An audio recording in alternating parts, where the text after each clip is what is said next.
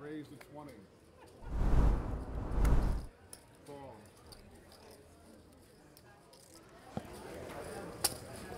Hello and welcome back to Poker Night in America Locals live from Sugerhouse Casino in Philadelphia. I'd like to welcome everyone who is watching from Philadelphia area and everyone else who refers to the cheesesteak sandwich as Philly cheesesteak. That's right. Yeah, but they let me. If you call cheesesteak Philly cheesesteak, you're not from Philly. My name is Ilya Ekstut. I'm here with my co-host Joe Kim. Hi, Joe. Oh, you played the last session? Yeah. It's in Philly. Got it? Yep. Nice. Okay. We're going to pick up the action right here. We have our new batch of players at the table. You can see that Joe the Worm is still there, but 6 other players have rotated in. Wow. We're going to introduce them in a second. And while we're in the middle of this hand with Joe having an ace-jack, with the middle pair, he's up against Smith with pocket eights under pair to the board. So now I don't know what has happened beginning of the session. Worm, who I'm referring to, it's Joe Palma, seems to have won a couple hands. He has 1802 in front of him. That hand just now, he definitely could have gotten more if it wasn't, you know, any of these new players. Definitely one of the regulars would have called him all the way down. Even with an under pair to the board. Why not? I mean, because Worm's got such a wide range. Actually, his range is probably the entire deck at times. I think the fact that these guys have been observing the stream that has been on for the past 4 hours, I think that's going to affect the action for sure, because these people have spent the last 4 hours in the room watching this feed on the big screen. That's true, and they're anticipating, you know, coming to a table and definitely got it down. I mean, I don't know. It's different though, watching and actually playing. Some of them new to the game, well, not exactly, but new to being, you know, in camera light and, you know, having whole cards. I'm going to guess that the majority of these players, I'm going to say all of these players are playing on the live stream for the first time other than Joe. That'll be my guess. So we got here Lance Liberstein. Seat 1. Yeah, we see Lance there in our screen. And a number in seat 2 in the 76ers hat, we have Scott Smith. They're in the hand at the moment. So Lance is a professional poker player in cash games, apparently, and we'll see what he does here. He just... This is interesting. So Liberstein is betting his top pair for value. Well, no, these that was Smith. Smith. Oh, I got the players backwards. That's yeah, right. So he gets there and bets and gets a fold. So that's great fold, I think, for amateur player there. I wonder how much time these guys are going to take to feel each other out, or if they're going to get right in there. We're not intimately familiar with all these players, so we don't know what their playing styles are and where they're coming from, but I think it'll become apparent relatively quickly. Some of these faces actually do look familiar. I think they're recreational players, but you know, they definitely know what to do with their cards. Yeah, and I believe Foreman was on the stream in March, if I recall correctly. The guy in the 4 seat. Okay. Really? Yes, I think so, and I've played with him before, so I think we'll see some action from him, as well as from some of these other guys. I wonder what we have in terms of stack sizes. Yeah, we see the guy in the cutoff, Whispers, he's with $278 effective, so he looks like he's the short stack at this table. I'm wondering if everybody bought in max here. We just kind of got into it mid-session. Oh, well, let's watch the graphics. It looks like everyone is close to 1,000, other than the 7 seat. Just judging by the overview of the stacks. Well, not necessarily the 4 seat has a 600, it appears, unless there's big chips hidden. Anywhere. I mean, what do you think about people who buy in for, you know, anything less than max? I mean, yes, there are stereotypes around that. I think that the players who strictly play for profit and trying to maximize their outcome out of a game do buy in as deep as possible, unless there are some extreme factors that dictate otherwise, specifically in the limit hold'em game. I think some people buy in for less than max out of different considerations, which may be related to their bankroll or their skill level, their familiarity with the game or with the environment. They may be playing in a different town where they're not familiar with the poker room, not familiar with some of the intricacies of the player pool. But normally, you would expect that someone who tries to maximize their outcome out of a no-limit holding game would buy in for the maximum. Yep. I mean, I always add on if I lose any hands, just so I can utilize my stack. So here, let's see, the flop was 9-8-5.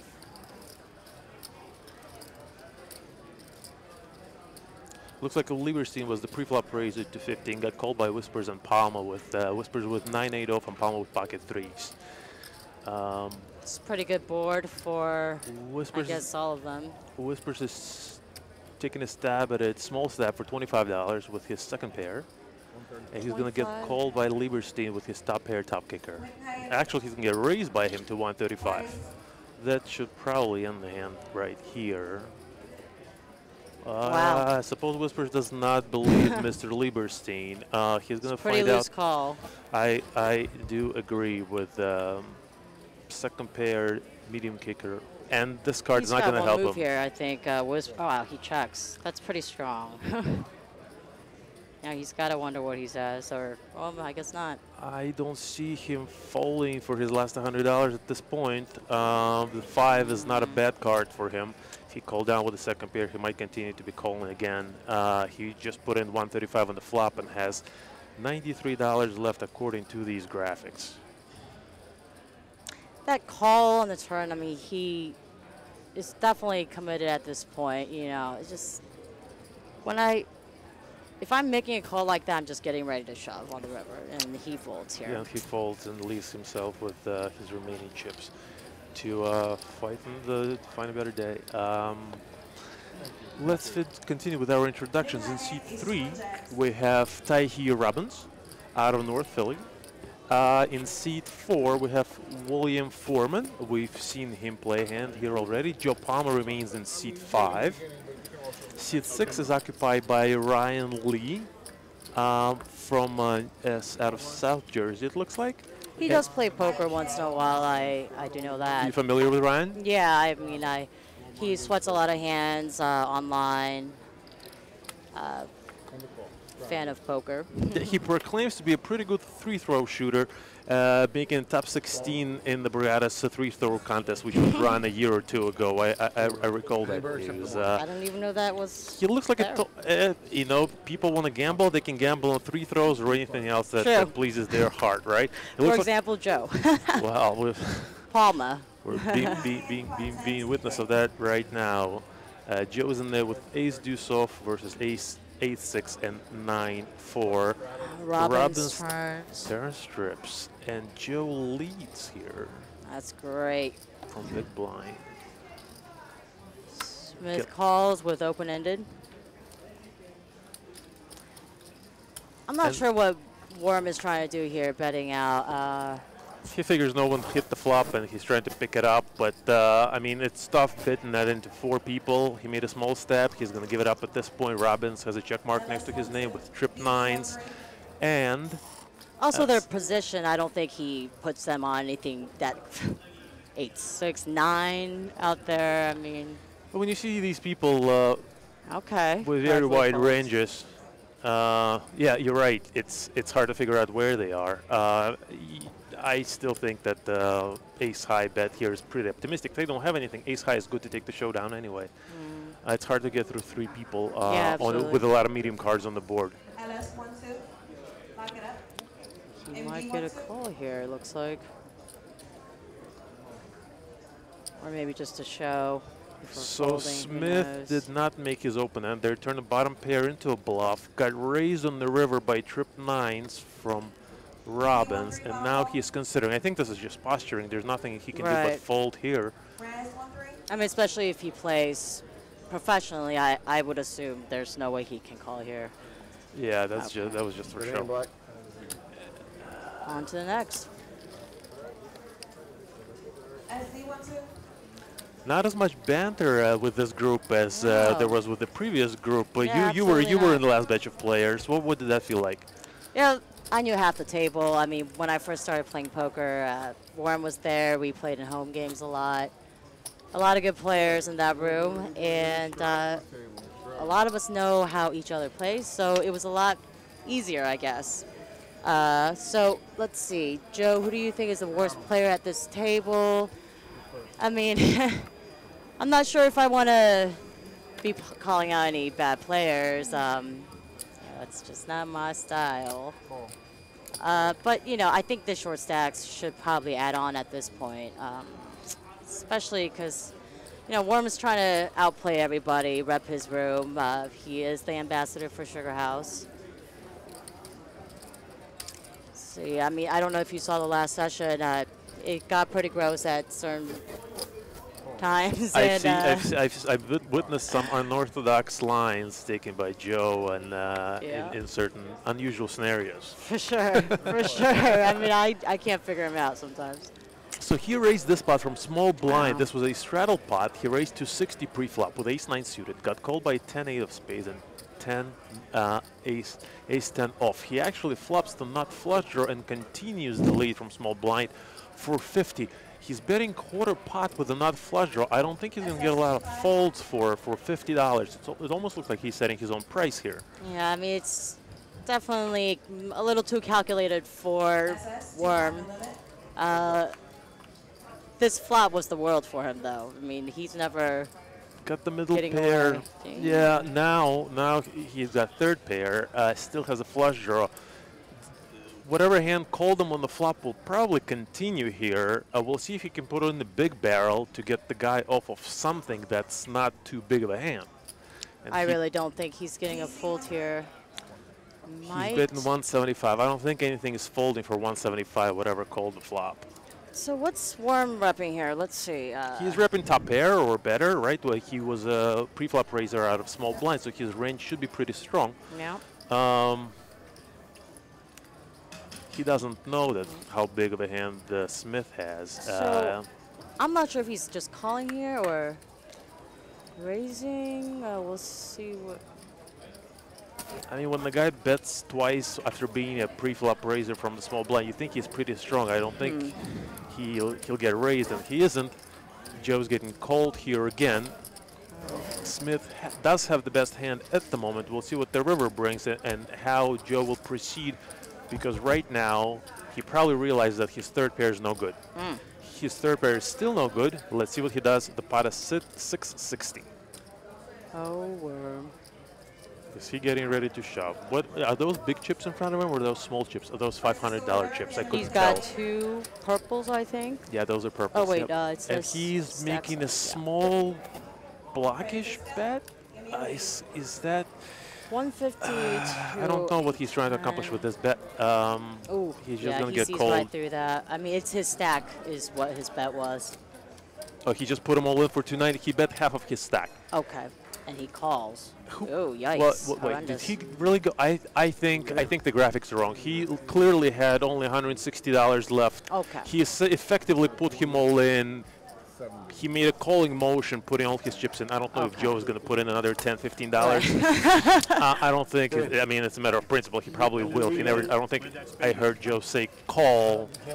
I think that action will be treated as a call on the part of Smith. So anyway, he takes it down with second pair. Yeah, I don't know if he needed to bet that 150. I think he could have just gone check, and you save $150 on the end. Yeah, I mean, especially with Worm's image, I just, I'm not sure. Hey, look who we see on the screen. we have my co-commentator and partner, Joe Kim, talking to Joe 30 minutes ago. That's the magic of TV, people. So, pretty sick hand. Now I feel bad I went to say hello to him at that time. as it turns out, you did not bring him good luck in this hand. You know, given that he left Smith with $150 on the river, it probably was a better play just to shove the turn and put the guy all in. It would have been a less than the pot size shove with his third pair and a nut flush draw. That may have been the best line, if he was going to go with it anyway. I mean, he was kind of blindly betting, too. He has no idea where he's at. Where the other guy's at, yeah. Oh, word. Smith is still stacking chips we from got a that full- all-in wow. situation with Joe, so he has a double up, and we have one stack that's now twice as deep as it was before. We still are yet to see action out of seat 6, but he's probably just warming up. What do we got in terms of chip counts? We have Smith, who just doubled up to 1240. Palma, Joe has 1100 and change. Liberstein at 1100. Robbins 1045. 1,000 for Lee, 600 for Foreman, and $78 for Whispers, who may not add on if he hasn't added on yet. You know, some guys bring one bullet to the game. Yeah, I mean, I don't know if it's definitely not the way to play poker. Not sure. I mean, I guess he has one move here as a shove. Not as crazy. But at this table, I don't know if he's getting very many folds anyway. So best bet is he's waiting for a hand. He probably maybe. is. We'll see how he continues. If he continues to be playing pots with a 20 big blind stack, that's going to be a little bit problematic. Yeah, for sure. We have an under the gun call from 7-5 suited that from Smith. Robbins limps in with ace-7 off. Joe folds 10-6. It's to the button. Okay. The button, So Ryan Ryan's Lee, first hand he's raising to $35 with pocket eights, on the taking the button. lead in the hand. Yeah, I think it's a valid raise for value. I mean, he's ahead of some of these ranges. He wants to take the Right. lead from the button with a pretty good pair. Of course, Smith is calling. He thinks maybe he's raising on the button after all the limps. Yeah, both We'll see limpers the come flop. in. Yep, we have $112 in the pot. It's probably going to get checked to the raiser. Yep. Jack high flop. What do you like here? What do you like in the spot with one overcard on the board? I don't know. I mean, right now Ryan's thinking he's good. Smith is probably just calling here. It's a big flop for Smith.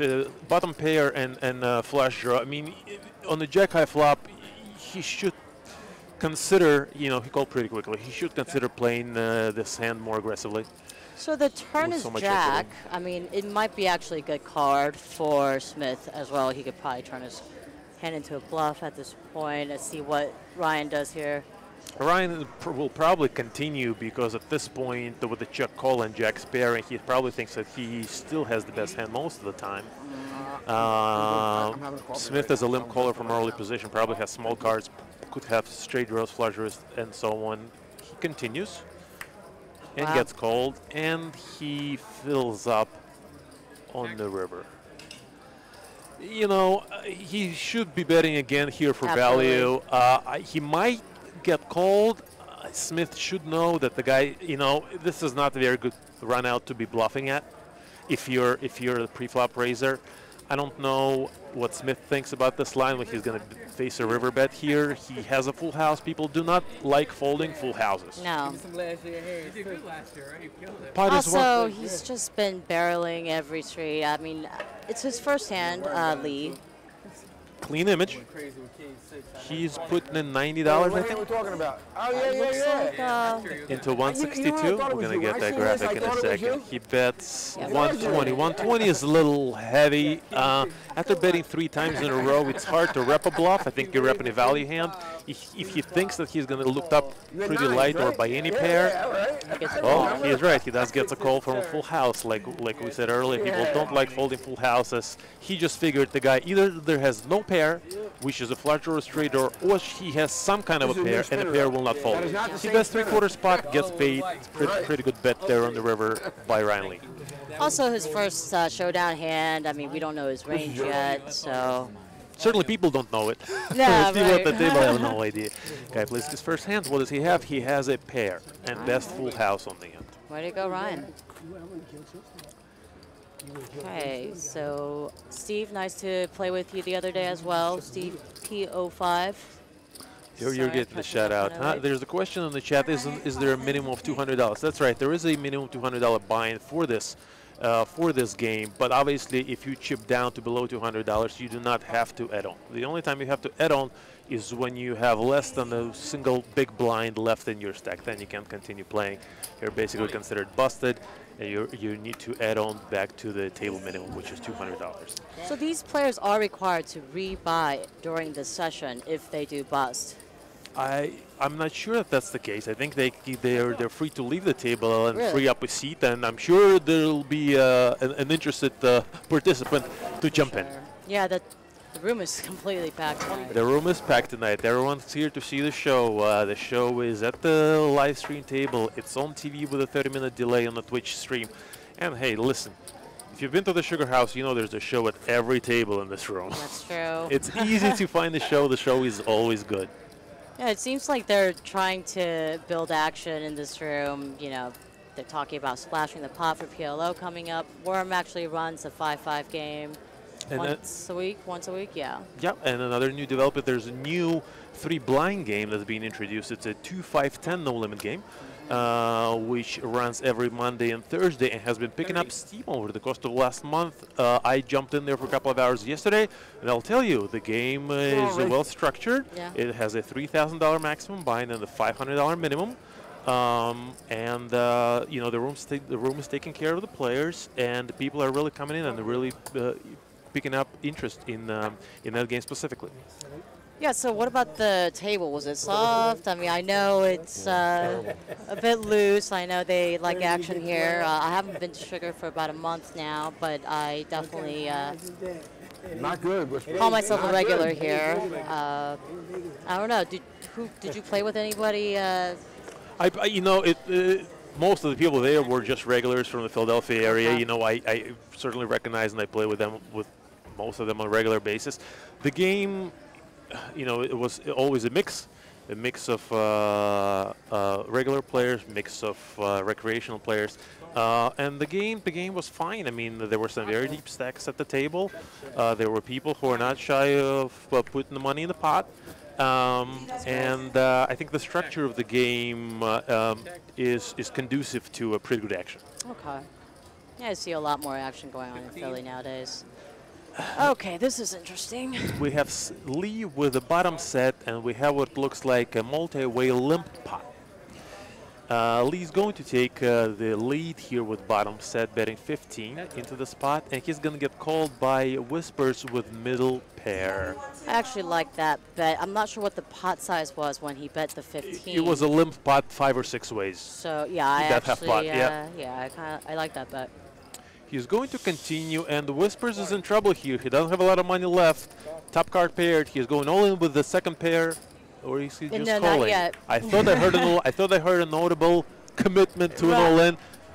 I'm not sure how much he has behind. Did he just folds fold? the river. Wow. Folds. So he's doing a lot of calls. Not sure. Did he add on? I can't see. He did not add on. Graphic shows that he has $30 remaining. And I think that's right when we had the different angle of the camera. Wow. And now he straddles under the gun. Well, the money, the remaining stack might just go in right on this hand. So it's almost like I'm about to shove, guys, kind of a straddle. I'm going to make a guess that he's not adding on to his stack in this game. Pretty interesting. 35. Liberstein with ace-4 under the gun opens to 35 in the straddle pot. I like that folds open, all the way to the big blind, who hasn't posted his